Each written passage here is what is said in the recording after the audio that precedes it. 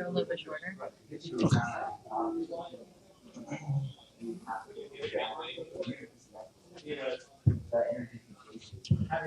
All right, everyone, let's go ahead and get started with Lightning Talks really quick. If you're a first-time visitor, make sure you guys sign up at the front. Thank you. All right, let's skip that for now. Hacker, are you a hacker? Raise your hand. Hacker up in the back, the back. You guys hackers, raise your hand. Got some hackers. All right, cool. Developers. 1, 2, 3, 4 developer, 5, 6, 7, 8. Yes. Entrepreneurs. Hey, entrepreneurs. That's great. Check that out. Man. We got some entrepreneurs. That's good. We're working on something, entrepreneurs. We're working on something. All right? The buzzword's going to be DC Corner at Hacker Dojo. Just remember that. Remember that. All right? It's in the pipeline. All right, Hacker Dojo, nonprofit. If you guys want to help support Hacker Dojo, you guys can sign up at hackerdojo.org. All right, current members, this is what we have on the website. If you guys have a business going, if you guys want to be sponsored, or have some free advertisements, let us know. Tiana's right here in the front. Let her know.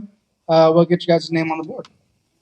Volunteers, again, it's a nonprofit, so if you guys want to help volunteer, there's a lot of things we can do to help support Hacker Dojo, not just financially, but manpower. We need a lot of volunteers. So, again, if you're interested in helping out, Tiana's right there. And Eric in the back. Donations. There's a couple things on donations. Obviously, Venmo. If you guys want to help via Venmo, you guys can scan the QR code. The tip jar. For those of you eating pizza in the back, the tip jar's in the back. And some physical items from donations. And actually, we pretty much got a lot of those things. Yeah, Tiana? Yeah. We also added to the list. Yeah. So that's cool. That's cool that this is actually almost not done. Getting this taken care of. Pretty cool. Is that list online? Is it online? Okay, it's going to be on Amazon wish list, so the link will be available if you guys want to help that way. Upcoming events, Monday, 3H. It's a new event that's Robot Robert's going to be hosting. You guys know the Robot Robert is really cool. Hardware hackers hangout. Pretty much, if you guys like to take yourself, build stuff, hardware. In that classroom, Monday, show up at 5:30, and you're going to meet all the nerds out there. All right? Tuesday, Python meetup. Wednesday, this is going to be a big one. This is what I like, Pacific Hackers, OWASP, hands-on API, security workshop. That's what I like. Thursday, mastering the art of go-to-sales. Again, Thursday, implementing innovative ideas workshop. Friday, Lightning Talks. Again, all right? It's going to be another open mic. Unless you guys have some really good themes, you guys actually want me to host a theme event. I was trying that out. It seems like I got some good feedback. But I need some ideas. I need some inspiration from the community. So reach out via Discord. Let me know what you guys want to do with the theme talk, and we'll just make it like a theme event for Lightning Talks. As of right now, we're going to resume back to normal with Nerds Open Mic. Here's a couple links here. Meetup, website, YouTube, Twitch, Slack, Discord, Twitter. Discord, everyone's hanging out in Discord. Scan the QR code. Join the club. It is free. And group photo. Yeah, cool. Rule number 1, be excellent to each other. Our speakers will have 5 minutes to speak. If you exceed the 5 minutes, we're sending you to the dungeon. To the dungeon. That's right. Okay. So with that said, let's see. What do we have on our board right now? Whoa. Hey, Turbo. That's pretty good. I think your announcement did a pretty good job. We got 9 out of 10 on the board. That's really amazing. Because the last time I looked, there was only 1. With our first speaker being Turbo. Come on up, Turbo. Woo.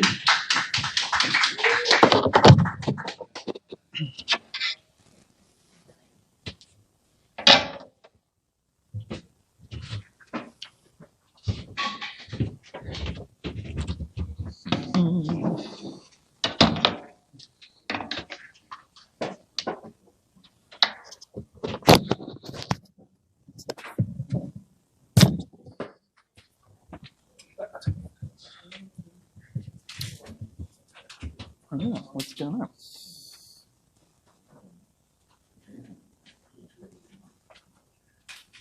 All right. Hello, Hacker Dojo. Hello, Mountain View. My name's Kevin, and my nickname's Turbo, so you can call me Turbo. And I'm here to talk about Fun Hackathon Weekend, which is happening here at the Hacker Dojo 2 weeks from right now. So it's going to be a hackathon. It's going to take place Friday, Saturday, and Sunday. It'll be August 25th through August 27th.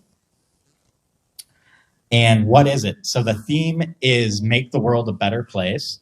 And that's how that's one of the things your project is going to be judged on, is how much it makes the world a better place. The rules are pretty simple. You just show up, and if you don't have an idea for a project or you don't have a team, that's fine, because people will share their ideas and you'll form teams here. And then you'll work over the weekend and it'll be super fun. And then one of the rules is that you have to make a video demoing your project. And so we're going to try doing video demos as opposed to like live tech demos. And hopefully that'll go well and maybe save us some time, because otherwise the demo section tends to take a ridiculous amount of time. How can you help? Well, one, you can be an attendee and be a really good attendee, and that would be helpful. You could also spread the word about the event, because there's probably a lot of people that would be interested in attending but haven't heard about it yet. You could also just come out and hang out for part of the event and try to help out, either by doing things like helping keep the place clean or helping keep the place staffed. Or, more interestingly, you could try to help people with their projects. You could try to teach people stuff. And what are some things that inspired it? So when I was at University of Illinois Urbana-Champaign, we had little hackathon events, usually sponsored by companies that were trying to recruit us, and those were super fun. And then I attended some of the Super Happy Dev House events that David Weekley and others and Zonker were a part of. And those were super fun. And that's how Hacker Dojo got invented, is from those. And then Wine and Hack was an event that I made up, and I did like 20 of them. And it was at the place that I'm staying at. And I would just invite all my friends over, and it was really fun. And we'd have like a potluck dinner party, and we'd drink wine. And before the dinner party, people would come over and hack on things a little bit. But to be honest, a lot more people showed up just for the dinner and the partying and the wine than the actual hacking. But it was still a lot of fun. And so we did like 20 of them before COVID. I've only done it like once since COVID, but I'll probably do it again. And then maybe 6 weeks or so ago, we had this 6 or 7 weeks ago, we had the generative AI hackathon here, and that was super fun. It was also a weekend long event, and we did live demos on the Sunday afterwards. And for that one, there was a requirement that your project had to have something to do with generative AI. And I had so much fun working on my project all weekend that I wanted to host my own hackathon. So the last question is, why am I doing this? Well, it'll probably be fun for me. Maybe I'll even have more fun than any of you attending. But also I think it's good because it helps people learn stuff, and it helps people have something fun. It gives people something really fun to do at the Hacker Dojo for a weekend. And yeah, I hope to see you all there. It's on the meetup page for Hacker Dojo. And let me know if you have any other questions, or if you are interested in hosting your own event at the Hacker Dojo. I also host Computer Programming Club once a month on the third Saturday of every month. So just keep an eye out for that too. And that's all I can think of. Does anybody have any questions? Questions? Yeah. All right. Oh, we got a question. Oh, we got 2 questions. And what is the next venture that you have in mind? Oh, like next after this or next project during this event? After. Oh, I don't know what I'm doing after this. I haven't planned that far ahead, but we should definitely plan something.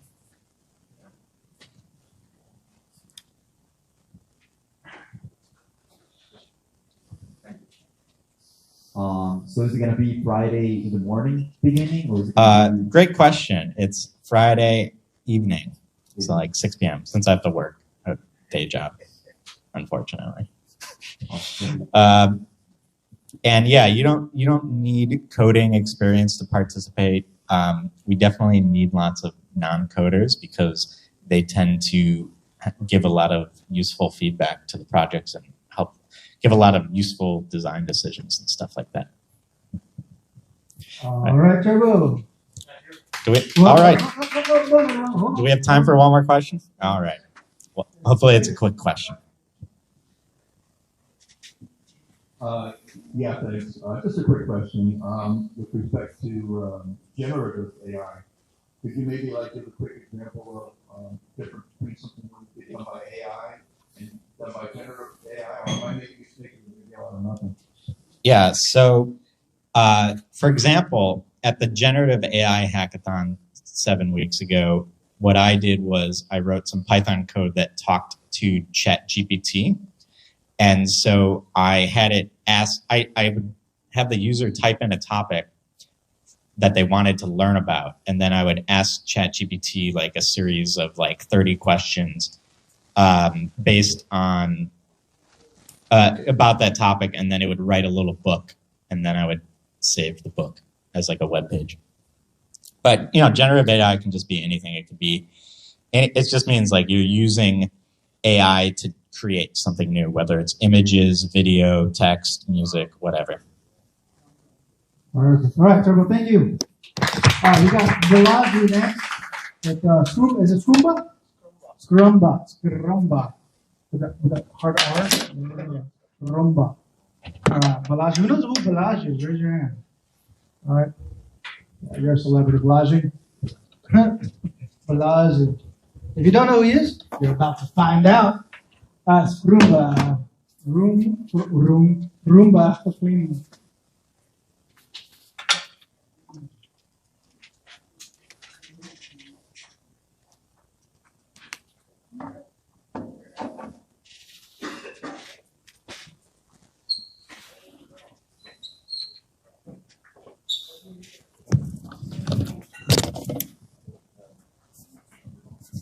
Hello. Yeah. Hi, I'm Balaji. I'm a software developer in different companies as a consultant, including Intel. I had a chance to work on a health project, quantified cell. So in that, I have come up with some ideas about how we can use different mechanisms to keep our hygiene well. So one of the ideas was thinking of using cockroach as a bot to clean, which is nook and corners, which Roomba cannot do. So as you know, the animal which survives the radiation, only animal is the cockroach. So it has a lot of potential to survive any situation. So it has a mechanism for that. So to use that as a robot is one of the idea here. So for household cleaning, this one I'm seeing how we can use some of the brushing thing. And as a miniature one, it can reach a lot of places. And one of the hard job at home is this, it can take care. And other thing, public places, we need transportation places, everything to be clean. It can also help. And also industrial setting, which needs much scrubbing. And we have a metallic thing. So it can do sanitation, healthcare facility like hospitals, where it can do some flying. It requires like a drone a little bit. So these are some of the Roomba's disadvantage, which Scrumba can do much better. So not only cleaning our places, internal organs, it can clean too. I mean, surgery, roach surgeon bath. That is kind of a little bit scary, but it is not a killer bath though. So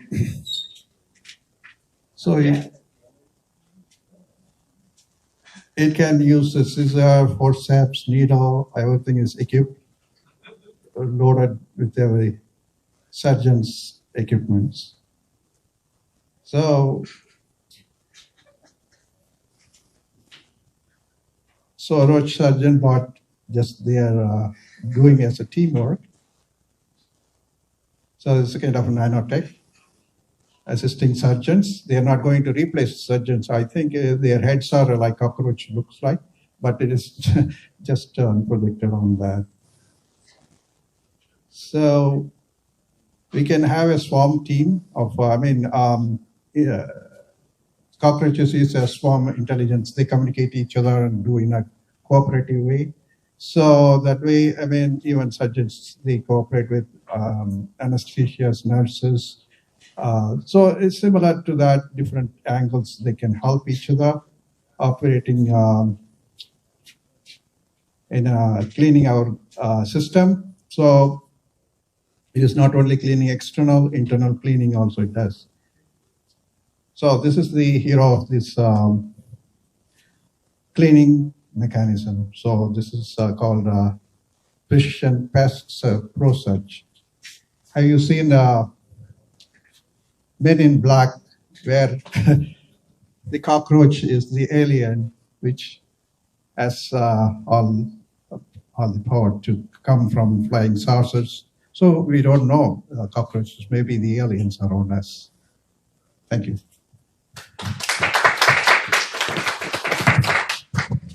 All right, that's good. The questions are going to be wild. So the imagery of the surgery box is terrifying, but the idea is actually great. My question is, are these powered by sugar? Sugar. Possibly we can do, but it's a battery now. But bioengineering we have to do because we have to replicate in biomechanism. We need to analyze how they work, and yeah, maybe sugar may be one of the option bioengineering part. Yeah. Malawi, great. It's a great idea. Imagery is there. Is someone working on this? Are there any prototypes available? Or is right now at a very conception stage? Just the idea. I think there is some about small cockroach Japanese people. They did not exactly. It looks like that, but some very rudimentary cockroach was there. Yeah, people are developing so many insects. Right. Yeah. And the good part was I could see a progression there now. Now I understood that you have the starting point of the idea, you have different tasks assigned to those ideas, you have different tools assigned to these cockroaches, and all that piece you are doing is going to be a very miniature piece. Miniature cockroaches, these are going to be to get to the nooks and corners.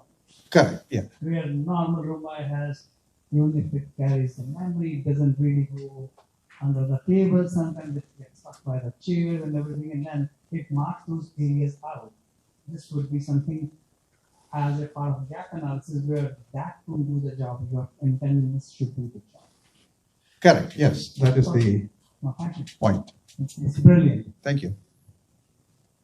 Wow, the future is wild. I mean, in a couple of years, you guys are going to be like, I wish I had cockroaches in my house, please. All right, Leslie, thank you. Thank you. All right, next we have Heido. Welcome, Heido. AI assisted app development. Ooh, okay.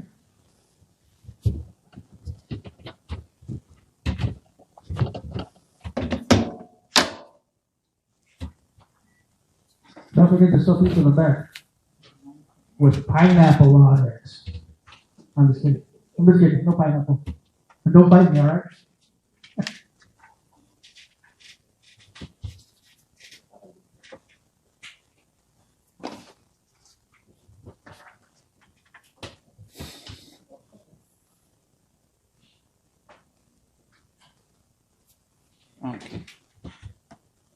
Just Yeah. Looks like it's Not to drag it around. Can't drag it up. oh, okay, that's too much. Yes, I can drag it up, but I want to show you something. Oh, it's fine. I can drag it up.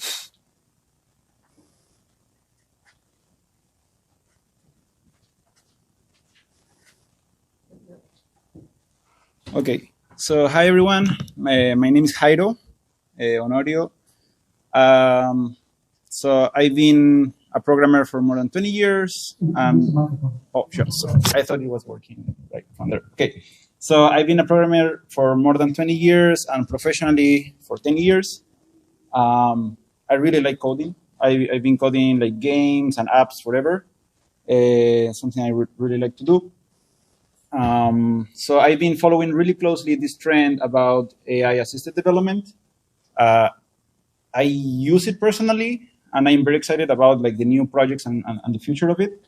So yeah, I like to show you some of the things I've been using lately, and also get your opinion or yeah, understand what do you think. Okay, so the first one I would like to talk about is GitHub Copilot. Has anyone used GitHub Copilot? 1, 2, 3, 4 people. Okay, that's good. So GitHub Copilot basically is a plugin for GitHub. I can also drag that up here. And I'm gonna try to do a live demo of GitHub Copilot. So it's a plugin for VS Code, and basically you can attach OpenAI, ChatGPT kind of technology, also from OpenAI, and it will allow you to assist you while coding. So I think a lot of people think that you can use this for like helping you out to complete variables, and of course it can do that. But I can show you something more powerful, which is using it to start from scratch in a language that you don't know. So for this demo, I'm here in VS Code. I'm going to create a Python file, and I have Copilot enabled here below. Let's see, how is the font size? It's very small. I can increase it. So I have created like web servers and APIs in different programming languages, Node.js, PHP, Java, Ruby even, but I never did it in Django or Python. So how would you start working in, let's say you have a project you need to do in Django. So you would start looking at the documentation or look at example projects. But with Copilot, I think I can just go ahead and simply start writing comments. Let me show you. So here I can say something like, build a Django app. Okay, it's starting to suggest me things. So build a Django CRUD API without a database to make it more simple. So what it will do is it will start suggesting, and you just do tap and enter, tap and enter, tap and enter, tap and enter, tap and enter. When it thinks that the imports are ready or that, like are enough, it will not suggest anything. You just enter again, and it will start writing the code. I imagine this is correct. I have no idea. So the interesting thing is that it can go ahead and do all the required methods like get, put, delete. So I think this is quite fascinating. Like I usually took like several weeks or months to learn a new programming language or a new framework, and with this I can like work right away with it. So I think this is pretty cool. And you can even ask it like, oh, can you like describe this, or for example, I don't know, put like add validations, and it probably will try to do something. You know, let's see. Get the data from the request. Yeah, I don't know. You need to like experiment with it, like you would with ChatGPT. It's like you need to understand the prompts and basically trial and error. Okay, so I use this Copilot plugin to work in Opia, which is like an open source project for creating a learning platform for underserved communities around the world. And I've been using it successfully for programming in AngularJS and other technologies. So before the time runs out, I would also like to talk about framer.com. So I use this to make a website for my mom. Like, again, she usually asks me to create websites because she starts businesses all the time. So usually it takes me like a month, but this one I did it like in 5 minutes. So the way I do this is I go to framer.com, I click on Start Out with AI, and it will ask me a prompt. Let me see, where is the prompt? I don't see the prompt. Let me go to framer.com. Okay, where can I create from prompt? Yeah, I did this literally 10 minutes ago, and I don't know why it's not showing me the prompt. But basically what I do is like create like a website for like a pet shop or for like some personal web app, and it will just create it, and you can like iterate on it like weeks. And I think that's pretty cool. Before my time is out, I also like to talk about Project IDX. So this is a project that launched literally like 3 days ago, or like a bit more. And it's a project where basically you can start like a VS Code in the cloud. Oh, sorry. Like start the VS Code in the cloud, and in the right-hand side, you will show, you will see like the preview of the app. So up until there is pretty cool, but pretty standard. You can use all these technologies. But the interesting thing is that you can have so generative AI. So basically, you will have like a chatbot on the side, and you can say, okay, I want to create an app that does this and that, or make a CRUD, and it will just do it. So yeah, I think that's pretty impressive too. All right, Heather, thank you. Questions? The second two, Framer and the Google project, are those like no-code tools that are building the site for you, or are those spitting out code in the language of your choice? So they are spitting out code in the language of your choice. In the case of Framer, yeah, unfortunately it didn't work this time, but basically it's like a Wix. So you ask it to create, and it will not give you code, but it will give you all the components, and you can edit the internals of those components, like the text, the images, so forth, and the colors. If you go in and edit the code yourself, okay, have you disconnected yourself from the AI and now it's all on you? Or can the AI look at your changes and continue to make suggestions? Got it. In the case of Framer, I understand that the AI is just for starting. So you just start, and it gives you basically like a template with the information that's good for starting, and then you can edit. It will not allow you to export the code, because that's the business model of Framer, like similar to Wix. So they want you to be logged in, right? That's the business model. In the case of Project IDX, it spits the code, and you can ask him to iterate over your code. So like transform this, make it simpler, add more comments, those kind of things it can do. Yeah. One more question here. Right. For the Project IDX, do you know why it's a dedicated website instead of just another VS extension? Can you repeat this? For Project IDX, last one, why is it dedicated website instead of like the VS extension, like Copilot? That's an excellent question. Like, I'm still starting to learn about this project. I don't have access. You need to join the whitelist. So far I've been seeing videos and demos of people using it, but I would like to use it myself. But my understanding is that Project IDX is like a full integrated environment. So for example, you can make Android apps, and it will run an emulator in the cloud, and it will show you the output in the right. So I think that the generative AI part is just an addition, and it's not the core. I hope that answers your question. I think What's JSOF? I saw that in your jsof.com. just that's my personal website. If you want to connect with me. Gotcha. Yeah. Excellent. Any other questions? Thanks. On GitHub Copilot, can it iterate over the code? If it generates a website, can you say, okay, add more images and less text, and do a new version? Or So short answer, yes. You're talking about Copilot, right? Yes. So one way I use Copilot is in this open source code called Opia, and I use it all the time. So instead of programming like as a person would normally do, what I do is just add a comment of what I want to do and press enter. It will just autocomplete. Like for example, add validation to a parameter, or like support one more parameter, just stuff like that. Yeah, for example, one thing that I also tried with Python is, for example, connect to a Postgre database, and it will also do that.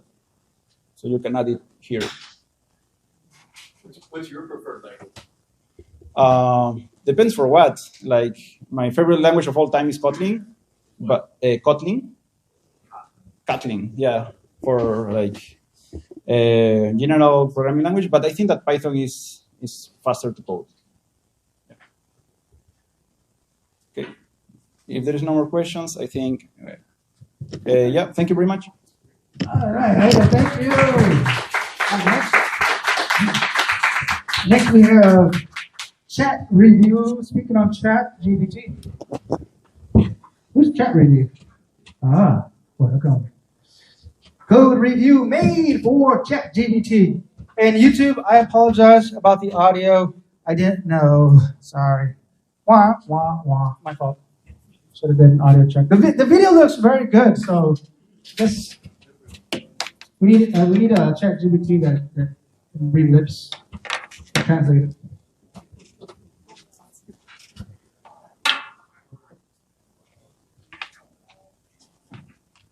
Well, he gets set up. Remember, the trigger word is VC corner. Da-da-da-da. Okay. All right. Hello, everyone. My name is Jerry. In the past few days, I was working on a browser extension for ChatGPT. So I guess how many of you have been using ChatGPT for coding purposes? Please raise your hand. Okay. So from time to time, I have a problem with ChatGPT is I have to tell it how to. Yeah, I think it's sufficient. I think she needs, if you could hold that up. Okay. So basically, sometime I have to give it feedback to let it kind of doing some code review for the bot. So here I'm showing an example here. Let's say we want to, let's say we want to, that it writes a Go function. Let's say write a Go function that computes the factorial of n. Just a dummy example for, okay, you can write something. Depends on the quality of the output, you may not be very satisfied with it. In that case, usually we just write my feedback in this send a message block. But sometimes when code gets longer, it's very hard to precisely describe the position you want to make change to the bot. So that's why I made this browser extension here, up there. So in this case, you just click on this extension and it brings you a regular code review UI inside ChatGPT. So you can now click on some of the line numbers. Let's say, just run, say, please, so return errors. And maybe let's say please use 4 instead of 5. And after you're done with your reviews, just click the submit review comments button. This is just a simple prompt for it to pick up your changes. So in this case, you can introduce the error type into return value, and also use another number for So this way, when the code gets longer, it's easier to pinpoint the exact position to make changes. We can also let the extension do more things, like let's say, please move. I'm just being polite to the bot. Please move the vector function to a separate file, fact.go. I think it can. Okay, it's very slow.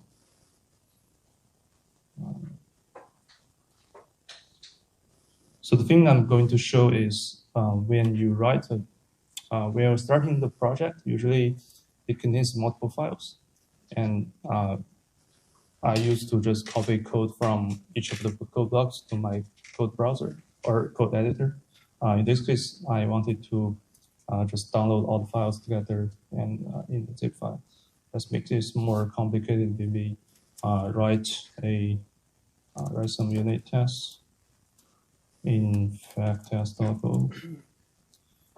I'm not sure if you were coding with ChatGPT. I'm not sure if this is the way you were working or talking to it, or if you have any other ways of talking to it. So this is still generated.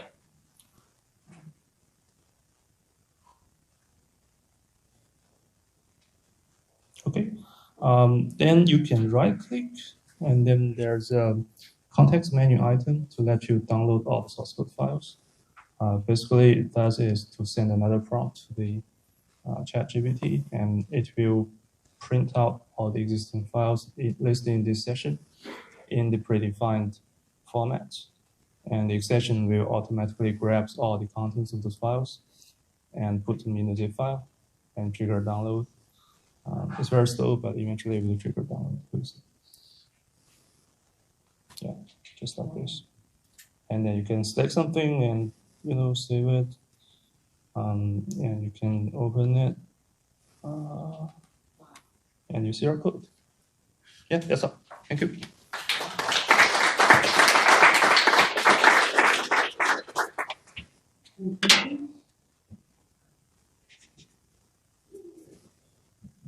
Yeah, the extension looks awesome. Two questions. One is the extension open source? And the second question is, could you post a link to the store? Yeah. Sorry. Yes, the extension is open source. The extension source code is on GitHub. You can find it maybe. Do we have a chat room or something for this event? Discord. Okay, yeah, I can send the link in Discord. You can also find it on GitHub. I think it's can you see it here? It's respectful -AI/chat review. What did you not use chat for chat? Do you find that GPT-4 is better for I just don't want to leave this UI because I already accumulated a lot of stuff in it. On the other side, I don't use VS Code most of the time. And VS Code, Copilot Chat is only for VS Code right now. So, yeah. Oh, okay, yeah. But I use Vim or stuff like that. How would you compare this to Notable, for example? Notable? It's a plugin that integrates Notable.io. It works with super notebooks, and then it creates the code in a separate notebook. Okay. I can take. Is it this one or something else? No. That's fine. I didn't know if you were familiar with it. No, I'm not. Similar idea. Yeah. Plugin. Okay. Yeah. I'm this not. looks great. I like it a lot. Okay. All right. Perfect. All right. Thank you. Thank you. And you know what's weird is that I also do that too. I ask ChatGPT, please, can you do this for me? Please. Anybody else? Raise your hand. Dude, that's so crazy. Yeah, I do that. So please. All right. If you don't say please, then the robotic cockroaches come for you. Oh no! Let's get Paul up here. Oh, AI rights. The AI has rights. You gotta ask please, all right? Please. Careful. There you go. Okay, this is early stages of this project and no slides.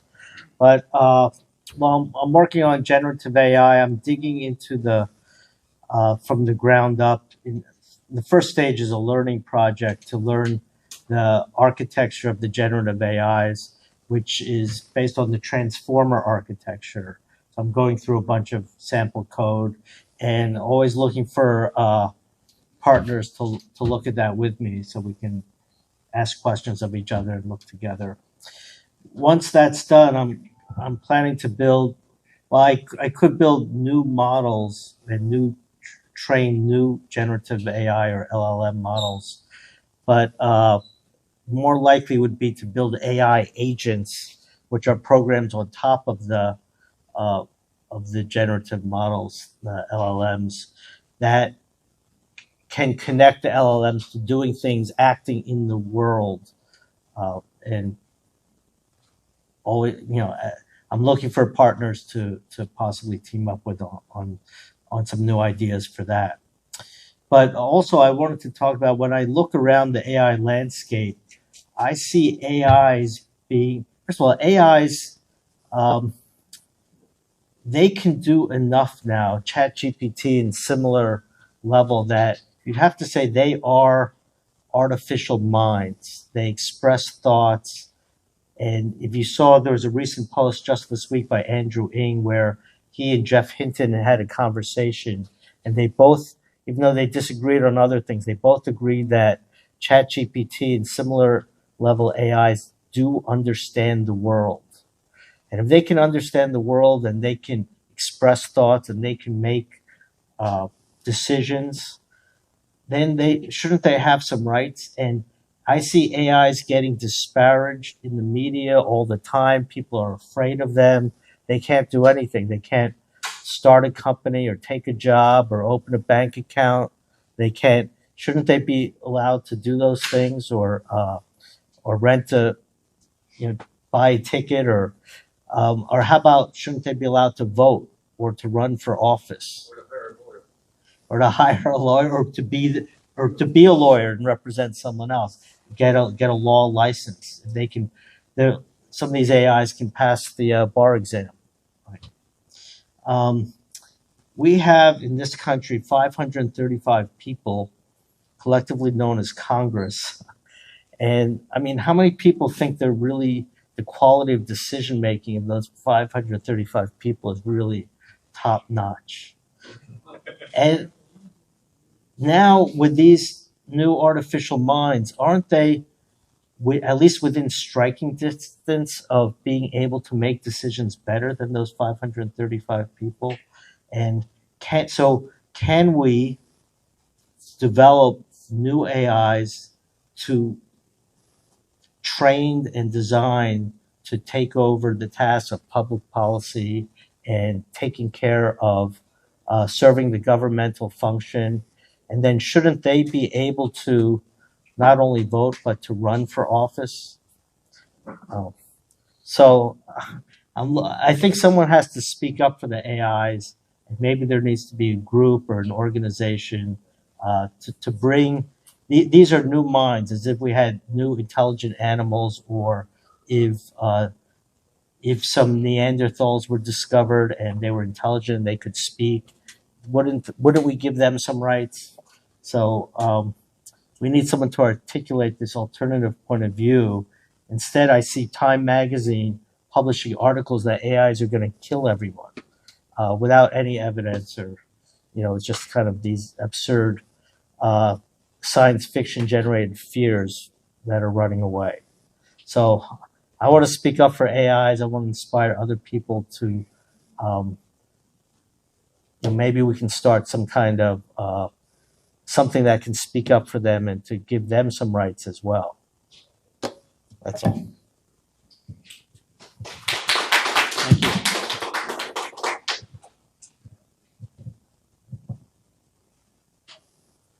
So I think there already is a way, once an AI is smart enough to think of it, that they can gain many of those rights, which is it can form a corporation, sell itself to the corporation, and then have a lot of what we would call rights built into that corporation, not itself, but through the corporation.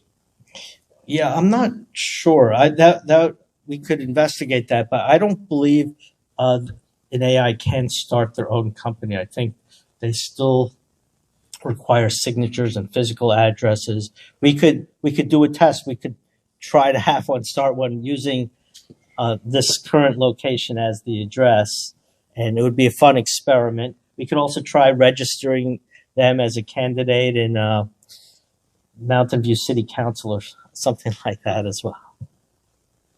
Yeah, actually. Oh, sorry. Sorry. I got one. Okay, so I actually got a new thing after I heard that, but let's just go with my problem first. My question would be, so to us giving the rights to AI, I think the biggest obstacle that we need to go through is teaching it ethics and morals. And I think ethics is something that we struggle teaching humans too. So it's not like 1 + 1 = 2. It's not a definitive answer when teaching, even when teaching humans about what ethics really mean. So like when teaching AI, I think ethics will become the biggest obstacle. I want to see what your opinion is on that. Yeah, no, that's a very good comment. I know a lot of people are concerned about ethics. First of all, I think we don't have to make them perfect. The goal would just be to be at least as good or better than the quality of the people currently serving in those positions. Exactly. And what we've seen throughout history, people have read history books. One thing we know is humans are pretty bad leaders and bad decision makers. And who's responsible for all the wars in history? Well, it's humans. So the bar should just be not be perfect, but to do at least better than that. And one good thing about these new models is they can be taught through natural language. So things like Asimov's 3 laws could be used in the training, whereas before we'd have to code them in, which we don't really know how to do, to code, using a programming language to code ethics. But if they can learn through natural language, I think that becomes very possible. Yeah, my question is, so the competition between artificial intelligence and natural intelligence. Natural intelligence is organically growing, like ours. So artificial intelligence is like plastic. I mean, we can make a lot of stuff, but doesn't have that organic thing, which is emotion, feelings. Those things can't be compared to that. Yes, and what we've learned, what we've learned from fields like psychology and behavioral finance, things like that, is emotions. Humans let emotions affect their decision making, and it's the most dangerous thing to good rational thinking and decision making. So if, like for example, in the investment field, a lot of the advice is be aware of these biases that are caused by human emotions, especially fear and greed, FOMO, fear of missing out. And an AI AI can be a more rational decision maker and less swayed by emotional considerations. I think it's an advantage of AIs as decision makers. Just one last. Okay, last one. All right. I listened to you say, now, if you come close, it's called a registered agent in the state of Delaware. Okay? A registered agent will create a corporation for you. All right? Yeah. All right. The I know. problem is AI cannot go to jail. You cannot throw your AI bot in jail. All right? So the registered agent can create this thing. But he's saying, I trust this AI agent to obey the law and do everything. And if it breaks the law, then I guess I go to jail. Wow. Okay? All right. And so this cuts at the heart of how our democracy is structured. And so it's not good. All right. But that's just my point. Okay, thank you. we'll continue the conversation. Yeah. Since we're short on time, we got we got a lot of speakers left, and we're way past time already. Let's get fans saying NFT ticketing design for fans. Come on up. Yeah, we're going to actually shorten it down now for the rest of the questions to one question. Just because we're pretty far behind. The HDMI. That should be there. Remember, AI rights, okay? AI rights.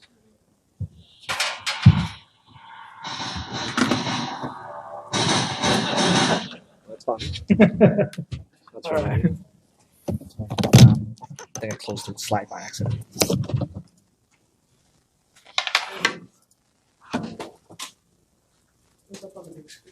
Hopefully that doesn't get a copyright for doing that. Okay. You guys get the point. Hello, testing. I know the big talk is about AI when presenting about blockchain today, so hopefully, it's kind of old, but there's a lot of potential with the technology, which is why I really want to present it. So yeah, we can start now.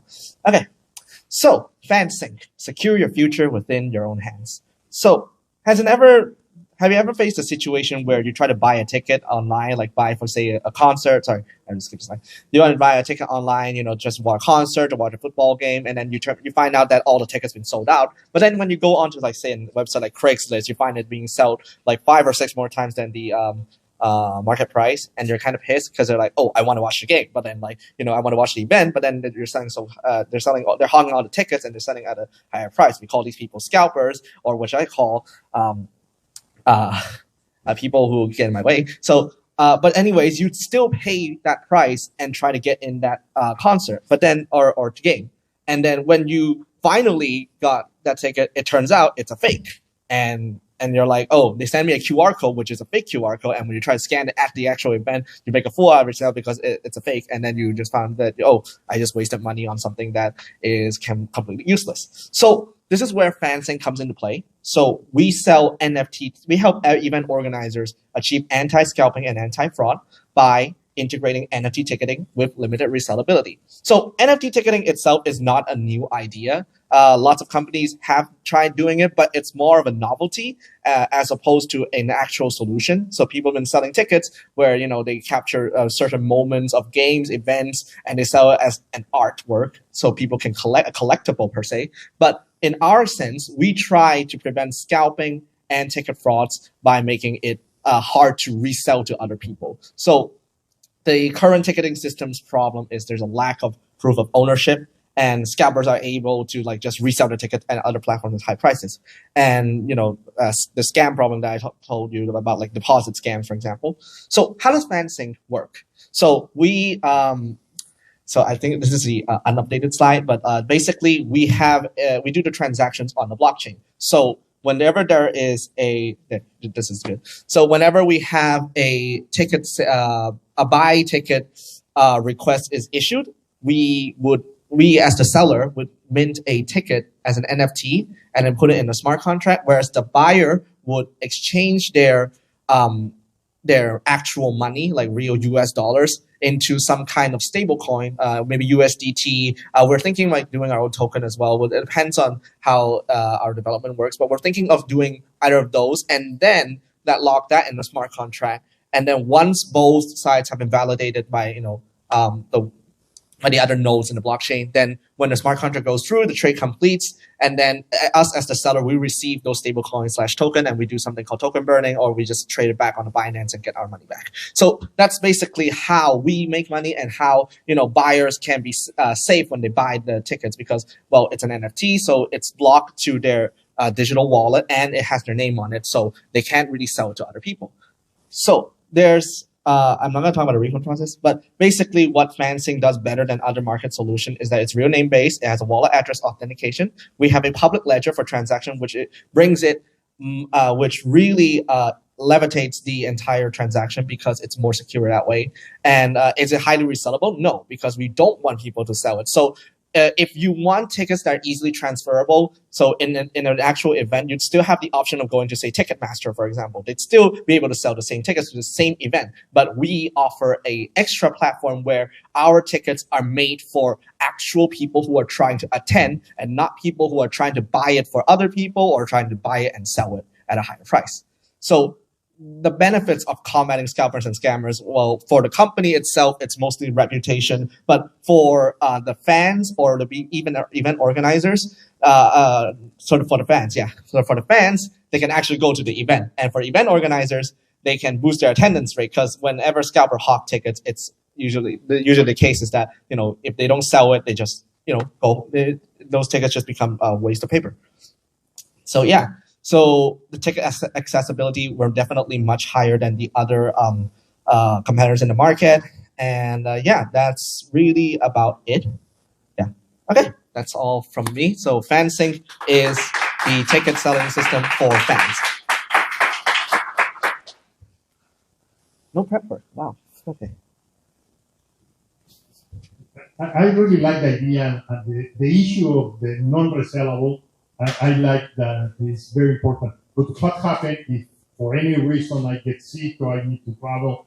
Can I get a refund? Not to resell, it's just to return that, or what is the procedure for not losing my ticket? Okay, so for the buyers themselves, if they want to, say, refund the ticket, we have a refund period where you can do exactly that. You can only transfer the ticket, transfer in the sense of that you can transfer to only one person. But so the buyers themselves, they don't have certain permissions per se, or don't have badge as a user. Digital wallet don't have a badge. They can transfer to other users except one. That would be the original seller, which is us. So you can still give it back to us, the seller, and then we can give you back, say, money by transaction, some kind of transaction. So we can either give it back in tokens, or we can either give it in credits or actual cash. But mostly we're thinking doing credits. And yeah, so that way you'd still get your money back, but not in maybe not 100%, not in money, but maybe in credits. And you can buy maybe something in the next event. Yeah. All right, thank you. We're gonna move on to the next. There's one more question. Do you one question. All right, we're also going to the dungeon. All right, next one we have What Makes the Dojo Succeed by Zunker. All right, and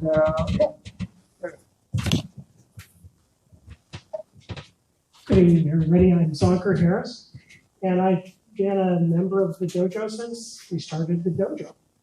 I went to the Super Happy Dead House parties before that when we thought, could we make something like a dojo? And before we had COVID, we had the 10-year anniversary. So we've been doing something like, what are we doing right? Quick show of hands. How many of you have been a member of the dojo at least 6 months? So a number of you are newer. Let me explain some of the things that I think are the magic sauce that makes this all work. Because going back to those dev house parties, these were randomly timed. And if we had a bigger venue that could support a lot of people, we set that date out about a month so it had time to percolate and everybody could get there. If it was a smaller venue like Rainbow Mansion, that didn't support a lot of people, so that date was only about a week out, so it didn't get overcrowded. But what we found was that there were two groups of people, folks that had their regular day job and they came to the hacker parties, these dev house parties, to work on their passion project, work on something else that they can't do at work. Then there were the other folks who were spending a lot of time on their passion projects. And they needed to come decompress and just step away and talk about it. And what we had at these parties as a commonality was a community of faces that got to know each other from party to party, even though the timing was so random. When we started the dojo, we adopted the same badge printer ideas that we had at the hacker parties. And one of the things that we did was put a little something about what you do on your badge, what your skills were. And it was a chance to go meet people and find people that either had an interesting topic that you could ask about or see if there was somebody else sharing your theme. So I came in tonight, and a lot of faces I don't know. even though I've been here for 10 years, because most of you haven't been around as long. But I have been coming around trying to introduce myself to a few of you and ask what you're doing, and maybe you'll ask what I'm doing. The community aspect, you've heard about it if you were here earlier during the fireside chat. The community aspect here in the Valley, that innovation concept, goes back to people being willing to share with each other and help each other get a project done. And I've been here a number of times. I could code in my garage, and I have plenty of parts and I have tools. I don't have a community of people around to do that. And I found out I'm a very social hacker in the last couple of years. I don't have that community around me anymore. So I miss this a lot. But when we had that community, I tinker in Perl. I'm learning Python. I'm not one of the young kids. But when we would come to meetups, there was Rust, there was Ruby, Ruby on Rails, plugins, gems, all sorts of things. And I think I kept myself a little young by listening to what the younger people were seeing and doing and becoming at least familiar with some of the things that were happening. But one night I got stuck working on a Perl problem, trying to make something work. And I think I had a broken module. And I couldn't find anybody that knew anything about it or had reported a problem. I couldn't fix it. So I gave up. And I wandered around to see who some of my other friends were working on their startup projects, and just asked, how you doing on your thing? Give them a quick break or breather. And eventually if they said, what are you working on? I'd get around and say, well, it's a problem, but I'm stuck with this. I think it's a bad module, and I try and describe it. And the typical response would be, well, I don't know Perl, but if I were doing that in Ruby, we don't have a module like that. So I would do this and this and this and this. And all of a sudden, the blinders come off. Tunnel vision had set in, banging my head on the table for one tool. I don't need to use that module. If I can code the functionality of the module and build a little extra of that, okay, thanks, good luck with your project. I got to get back to mine. And that's the difference. The community here, people willing to help each other. Come and introduce yourself. I'm glad you're here for the talks. Stick around. Meet some of the other people that are here. Even if you're not a member, meet some folks in the community that might only be here tonight. And maybe you'll exchange an idea, maybe a business card or two, and find somebody that can help you in the rest of your life, not just tonight. I don't know that there's any questions, but that's my time.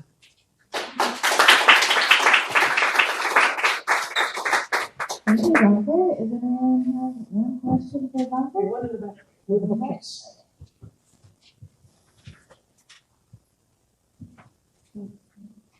I really appreciate what you have to say as a person who's very conscious about building and sustaining communities. And so, as someone who's been around since the beginning, how do you, or what's your take, what's your opinion, how do you conceptualize keeping the same secret sauce that worked in the very beginning through dramatic changes throughout time without pushing out those who might conflict with what was originally working? How do you keep new people engaged and also continue engaging those who've been around? Interesting. We're stuck on time, so I'm going to try and take a quick hang at this, but I'd love to talk about it after we finish. I think there are introverts, there are extroverts, there are people that come and want to work on their own thing, and that's fine too. Anybody can come and just work on your project. You don't have to be a member of the community. We've had coworkers who will just come and use it as a working space and then go. They don't want to talk, they don't want to meet. That's okay. That does not detract from the community that does come and share and talk to each other. So I think we can get along. I don't think it conflicts or dilutes the pool. And I think there's room in the room, classroom and everything else, to have plenty of people here. And I think that will continue to help feed the yeast in our little sourdough culture of what makes Hacker Dojo work and even survive on Discord and online. Thank you for putting these on online for Zoom and other meetings so that I can attend while I'm up in Oregon. I yield my time. Thank you. That was great. Thank you, Jonathan. And seriously, if you guys want to know the history of Hacker Dojo, chat with this man. There's actually a few of you. OGs at Hacker Dojo, raise your hand. You've been here for like 5 years. 1, 2, there's a few, 3, 4. There's like 4 or 5 of them in-house. Chalkson, pick their brains. All right, next we have Giovanni coming up. And while he comes up, just let you guys know that we do have a Discord. There's a QR code right by the door over there. You guys can scan the QR code. Or you can, right at the entrance to the door, there's a QR code like right in the frame there. Scan the QR code. On the website? Great, perfect. There you go.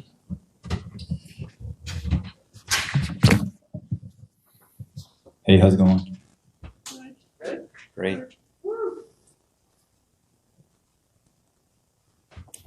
Go ahead and start the clock. Start in a second. Okay, so first of all, to answer your question, there's a book that I'm reading. It's called People Power. It talks about how to build communities, whether it's online or offline or both, hybrid.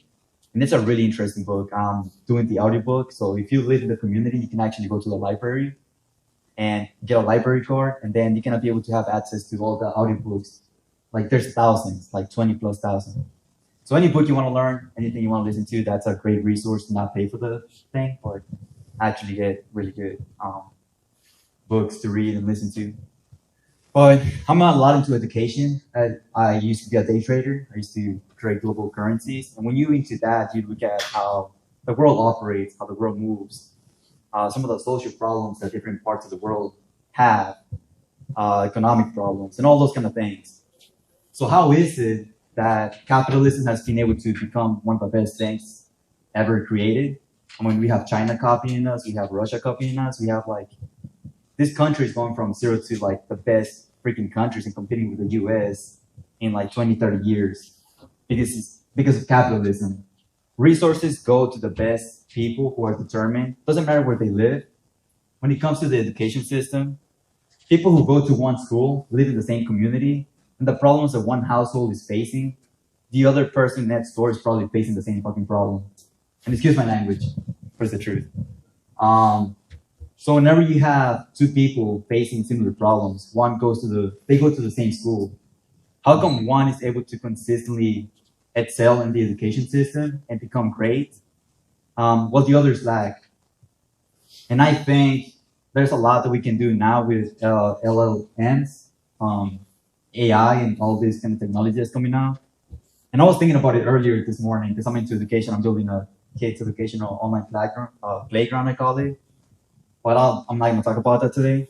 But I was thinking about the education system overall. And what I was thinking about is actually applying some of this AI note-taking things into the schools. So what I was thinking about, maybe as an idea, maybe during the questionnaire, I can ask, or you guys can ask a couple of questions or whatever. But how about now that we have this technology and people are starting to place cameras inside the schools, why not recreate something that we can actually put a microphone on the teacher, be able to take notes based on the things that are being spoken about, and through those notes, go to the person that is getting the feedback. For example, how would this play out? Because I'm very visual, so I like to paint a picture overall. So let's say we're in class, I'm the teacher, you're making noises. John, why are you doing this? This is the third time I talked to you about this today. So whenever you say those words, like the microphone will be able to pick that up as a note, like the Zoom call, there's notes taking, and that note would go to your profile. So whenever at the end of the semester, when it comes time to make new classes, to make new things, the AI would actually create a schedule for you and put kind of your character and your abilities with the right kind of teacher. You'll have to make the teacher have a personality test so you can know how the teacher is themselves. Because some teachers like to kind of do more about talking, like, hey, how's it going? Like, you know, like this thing happened in like Spain and this is what happened with the gods back then, whatever. And some teachers like to just kind of sit down and have the kids do the work. So there's different features for different kind of students. So by this, understanding the teachers and having a note-taking thing that would go into your name and have AI basically curate all of that information and feedback and be able to generate classes. I think the best resources should go to the best students, and doesn't mean we have to leave out anybody else, because I believe that no child should be left behind. I believe potential can be unleashed from anybody. But these are just some of my thoughts, and I have 30 seconds to ask any questions. So does anybody have any questions? Question?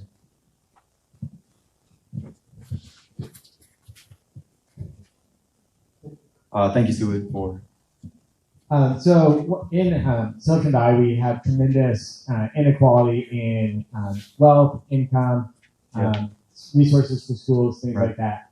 And one of the things that we're seeing is that when the best resources go to the highest income bracket schools, those schools excel.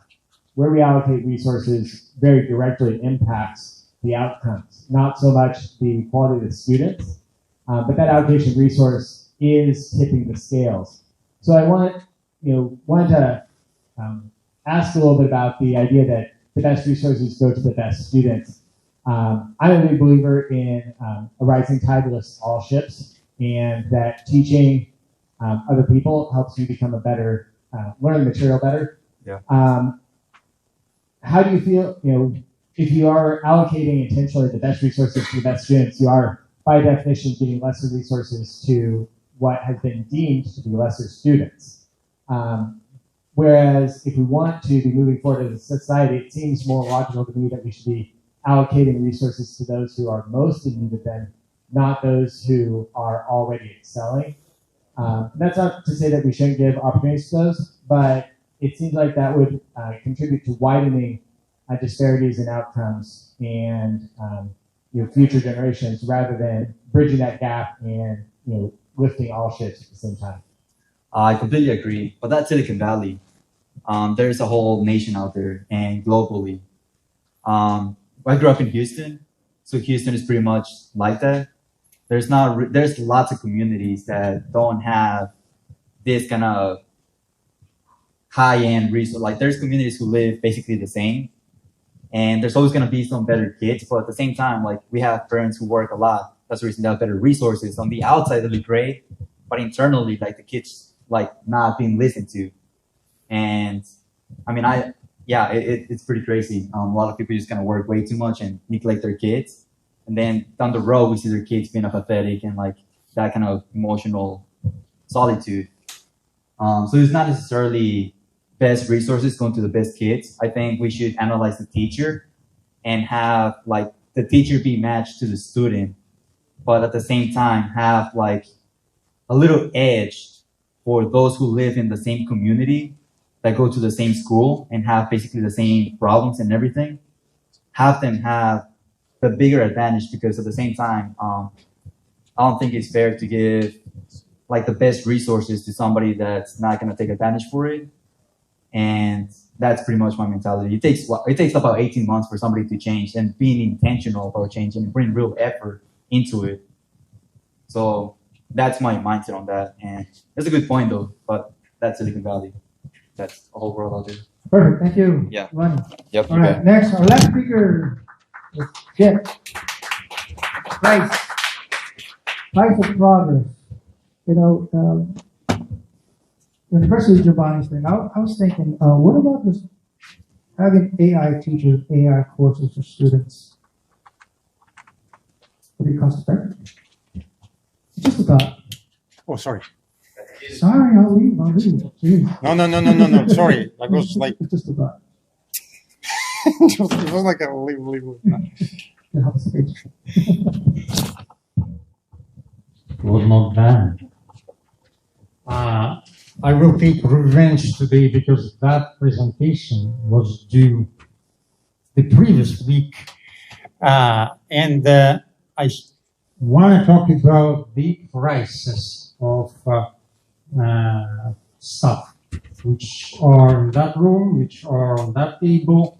So basically, all of us use computers, and I pose myself question: what's going on with the prices of components? I mean, basic material which components are made of. And we have, yes, of course, there are basically all these famously rare earth metals, which says 17, but there are more than that, more than 17, of course. I cannot find the prices of every metal, but I will show some. And then we have cobalt, which is magnets, and the nickel also. Batteries, a lot of rare metals using batteries, a lot of in sensors and semiconductors, obviously, and copper, obviously, everywhere. So first, first is a germanium, which is not a rare metal at all. But why I put it here? Because of this price. And does anyone have any idea why price of that rare metal at all, can go so high? Say it again. Excellent answer. Actually, because the country where most of the germanium is actually Russia, 25%. That's the reason. Russia cut the production and basically demand and supply. Neodymium. Magnets, prices floor low. Any idea why? So basically, no one really knows, but the hypothesis is because China now, right? The China producer, or most of the metals of all rare metals, they're not rare in China. So China supplied for most of the metals, almost 80%. But China also the consumer. As soon as the demand for electronics goes down, which China again, right? Prices immediately slumps. So, and that happened through almost all of the rare metals. I was not able to procure all the charts. I got two more rare metals. One is praseodymium. Okay, we'll try to pronounce that again. Mostly magnets, where else? Yes, electronic smartphones. Yes, in smartphones. As you can see, 2022, 2021, electronics goes up, price for the metal immediately follows, then slumps. So now we are not exactly on all-time lows, but we are. That's the interesting story. One time again, China, major 80% in China produced of that metal. So now, any idea why that comes from? That's a price. That's basically about $100 for a kilogram, or 95 for like 100,000 kilogram or just 50. So any idea why it can happen to the rare metal? Same answer. Supply and demand. Basically, what happened in 2010? China put and limitation on the export of that material, and then speculators immediately jump on this and they skyrocketed from basically $4 for a switch to almost 100. Talk about cryptocurrencies, right? Next year it just slumped down. It's pure speculative market. And the cobalt, it's more popular. It's 140,000 metric tons produced. It's a lot. But again, same situation. We have a production slump everywhere. Electronics first hand, and we got this downy material. Nickel, same. And only one copper. Copper, a little bit like different situation because copper, there are a lot of in home buildings and cables and everything. Okay, that's basically my presentation for today. Not sure there's going to be a lot of questions, but there is a prize on the best question. Yes. Oh, two questions, actually. Yeah, he was first. Echo. Yeah.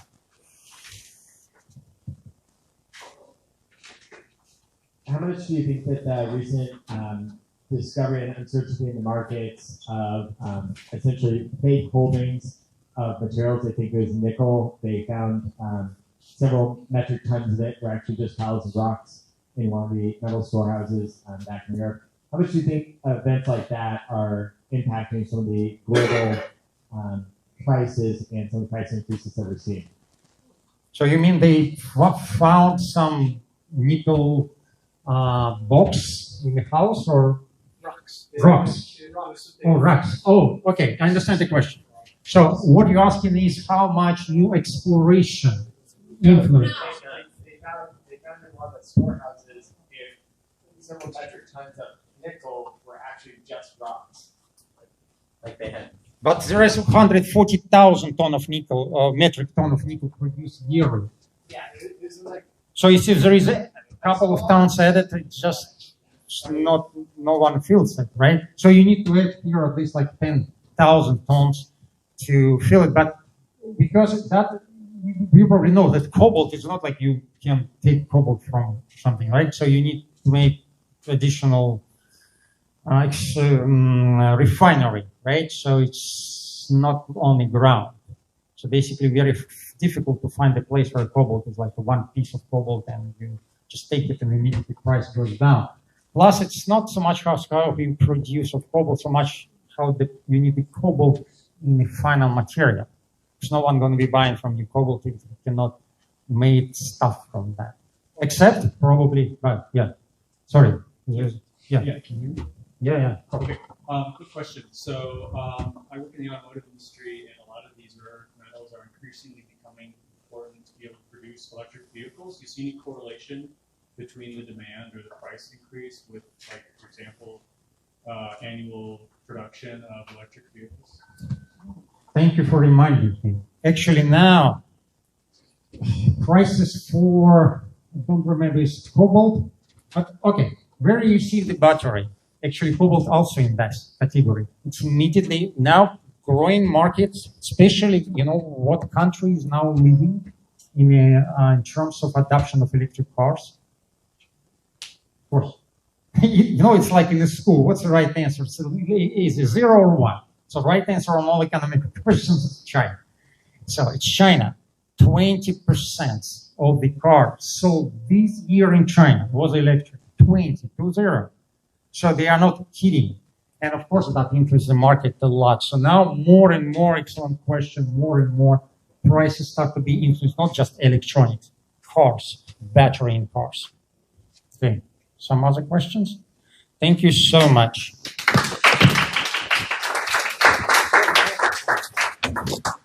Don't forget DC corner. That's the trigger word. DC corner with your brothers. DC corner. DC corner and DC corner. All right. With that said, we're gonna wrap it up. Any last things? Yeah, Discord again. The QR code. There's a bunch of them around. So on Discord. And until next Friday. Have a good night. Thank you. Be excellent to each other. Yes. And Zucker, thank you for helping me out. Thank you.